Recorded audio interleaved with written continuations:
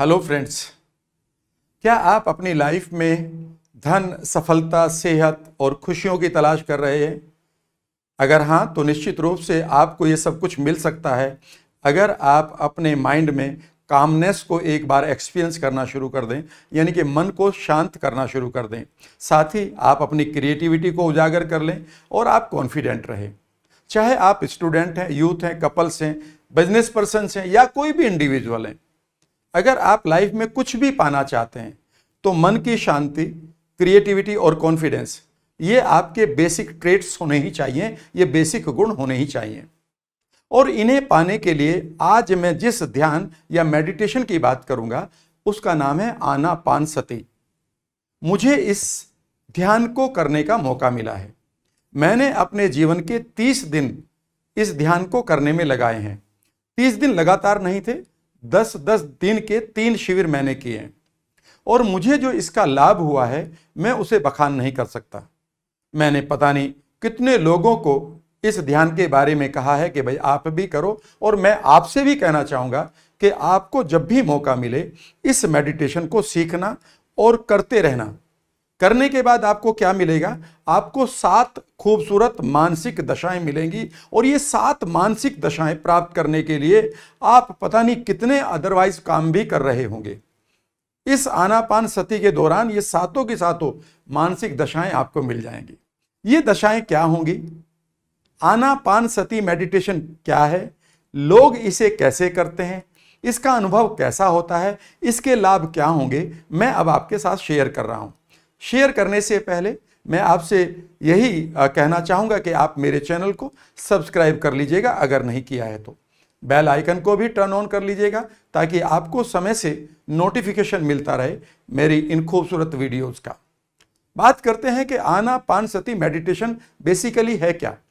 ये भगवान बुद्ध की कोर मेडिटेशन आर्ट है। ये बहुत ही यूनिक है और बहुत ही सिंपल भी है।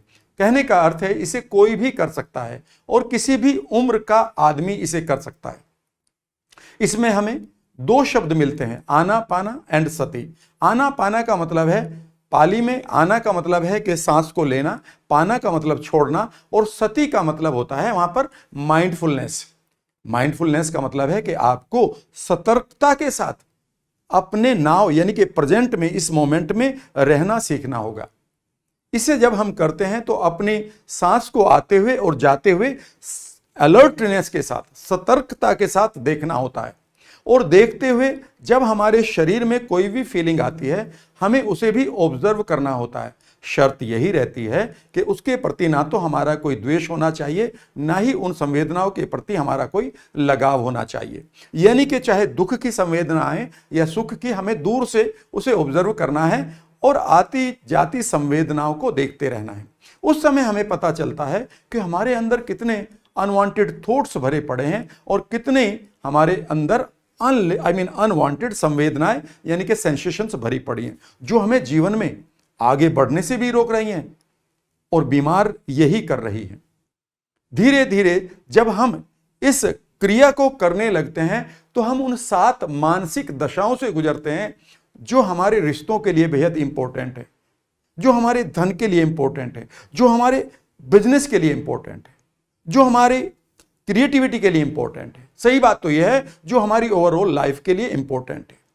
मैं सिर्फ यह बताना चाहूंगा कि ये मानसिक दशाएं 7 ये कौन सी हैं और कैसे इनका अनुभव आपको होता है।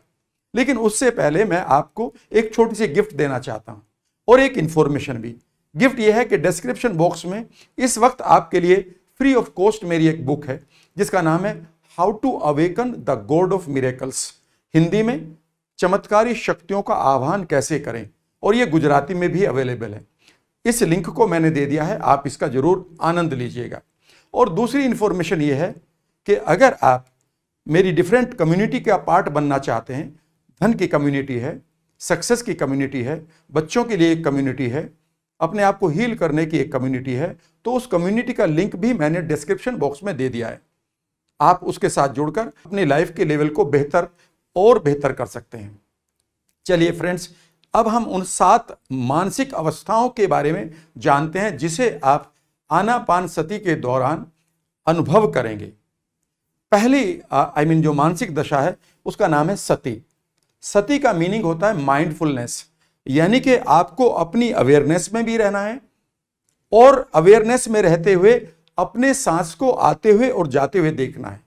इसमें आपको कभी भी सोने का या ट्रांस में जाने का कोई भी आपको अलाउ नहीं मिलता, आपको परमिशन नहीं मिलती है। आपको सतर्क रहना होता है, एक एक सांस को ऑब्जर्व करना होता है।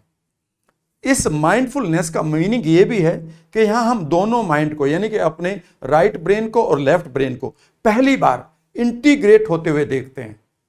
हम असलियत में बटे हुए माइंड के साथ जीते हैं लाइफ में। कभी हम एक ब्रेन के साथ हैं, लॉजिक में है तो इमोशन नहीं है, और इमोशन में है तो लॉजिक नहीं है। वहां पहली बार हम दोनों माइंड को एक साथ यूनिफाई यानी कि इंटीग्रेट करते हैं। जैसे जैसे हम पहली अवस्था को जीना शुरू करते हैं तो अब हम दूसरी अवस्था में प्रवेश करते हैं। इसे हम धम्मा विकाय कहते हैं। इसका मीनिंग है कि अब हम रीजनिंग पर आ रहे हैं, एनालाइज कर रहे हैं चीजों को। आपका एनालिसिस का माइंड जागृत होना शुरू हो जाता है। इससे आपकी एक नई स्किल डेवलप होती है। हो सकता है कि बहुत दिनों से आपने इस स्किल को डेवलप ही ना किया। जैसे जैसे आप इस अवस्था से गुजरते हैं, फिर आपको धीरे से तीसरी अवस्था मिलती है। इसे हम वीर्य अवस्था कहते हैं। इसका मीनिंग यह है कि आप अब धीरे धीरे परसिस्टेंट होते जा रहे हैं, आपके अंदर कंसिस्टेंसी आती जा रही है, और जैसे जैसे ये कंसिस्टेंसी आपकी बढ़ती रहेगी, फिर चौथी अवस्था आती है। उसका नाम पीति कहा जाता है पाली में। इसका मीनिंग होता है कि आप अब आनंद का अनुभव करेंगे, आपके अंदर एक जॉय आना शुरू होगा, आप समय में खोना शुरू हो जाएंगे। और जैसे जैसे इस अवस्था से भी आप आगे बढ़ेंगे तो आपको पांचवी अवस्था आएगी, उसको हम पासद्धि कहते हैं पाली में। इसका मीनिंग होता है कामनेस ऑफ योर माइंड। ये वो मोमेंट है जिसकी आपको तलाश है। और जैसे जैसे आप इस अवस्था से आगे बढ़ते हैं तो अब आप छठी अवस्था में आते हैं, जिसे हम इंग्लिश में कंसंट्रेशन और हिंदी में समाधि कहते हैं, यानी कि आप समाधिष्ठ होने लगते हैं। इस समय आपकी जो थॉट की शून्यता का जो प्रभाव है वो आपको महसूस होने लगता है। और जब आप इस अवस्था से आगे बढ़ते हैं तो इसे हम उपेक्षा कहते हैं। इसका मीनिंग है कि आप इक्वानिमिटी को एंजॉय कर रहे हैं। इक्वानिमिटी का मतलब है कि अब आप तटस्थ हो रहे हैं, समता भाव रख रहे हैं, किसी भी दुख की फीलिंग से भी और सुख की फीलिंग से भी। यानी कि ना तो आपको दुख में दुख हो रहा है और ना ही किसी बड़ी खुशी में कोई अननेसेसरी एक्साइटमेंट हो रहा है। यानी कि आपके अंदर एक ऐसी भावना या भाव आ जाता है जिसे हम ज़ेन स्टेट कहते हैं। और जब आप इन सातों स्टेट के बाद बाहर निकल कर आते हैं तो उस वक्त आप अपने दुखों से विमुक्त होकर निर्वाण की ओर चलते हैं, जिसको आप सैल्वेशन या मोक्ष कहते हैं। इसका मतलब ये नहीं है कि हमें मरने के बाद मोक्ष मिलेगा। बस आप अपने बिजनेस को करते हुए, आप अपने जॉब को करते हुए, आप अपने गृहस्थ जीवन को जीते हुए इन सब कलाओं को जरूर सीखिएगा। इन कलाओं से आपकी सचमुच में ग्रोथ होगी, और वो ग्रोथ होगी आप किसी भी एरिया में हैं। अगर मैं अपने अनुभव बताऊं तो हर एक प्रोग्राम करने के बाद मेरे पास जो अच्छे बिजनेस आइडियाज आए हैं वो यूनिक रहे हैं, जो कॉन्फिडेंस आया है वो यूनिक रहा है। और सबसे बड़ी बात है कि हर चीज के प्रति मेरी जो शांति है, इनर कामनेस है, वो सचमुच में मैं उसको एंजॉय करता हूं। अब सवाल होगा कि इसे कैसे करें। इसे करने के लिए मैं एक विशेष प्रकार की वीडियो आपके साथ शेयर करूंगा, क्योंकि यहां पर कोई भी स्टेप आपके लिए फर्दर बताना आपके लिए लाभप्रद नहीं होगा। इसके लिए जरूरी है कि मैं इसे बढ़िया तरीके से आपके लिए प्रस्तुत करूं, ताकि आप उसी मैजिक को, उसी जादू को और उसी आनंद को प्राप्त करें। आशा करता हूं कि ये वीडियो आपको पसंद आई होगी। अगर हाँ तो जरूर आप मुझे कमेंट में बताइएगा, लाइक करिएगा, वीडियो शेयर भी करिएगा। अपना ध्यान रखिएगा। Thank you very much.